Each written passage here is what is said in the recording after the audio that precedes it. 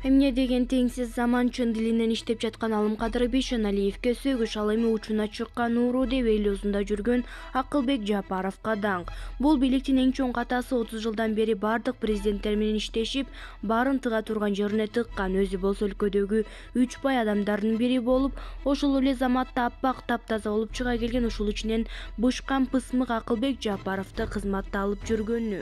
Аскар Акаев келишим түзгөнү. Торонтого Акылбек Жапаров барган десе, Акылбек Жапаров Торонтого Акаевдин баласы барган деп бирге кылган кыянаттык иштерин бири-бирине ыргытып, биринин үстүнөн бири жугунду куя баштаганда, Акаевди 2 жолу өлкөгө чакырышып, бул экөөнүн талашын ич-ара бүтүрүштү окшойт. Кандай сүйлөшкөндөрүн эч ким билбейт, бирок жакшылап ойлоп көргөн адамга Акаев аппак болуп, ал эми Акылбек Жапаров азыркы бийликке кызмат кыла турган чечим кабыл алышкандай эле сезилет. Президентибиз айтпадыбы, Акаев 2 жолу келип өзүн актап кетти деп. Демек азыркы күндө Кыргызстанда министрлер кабинетинин бир убактарда Акаевге кошулуп, өз өлкөбүзгө аябагандай чоң кыянаттык кылган адам башкарып жатат десек жаңылбайбыз.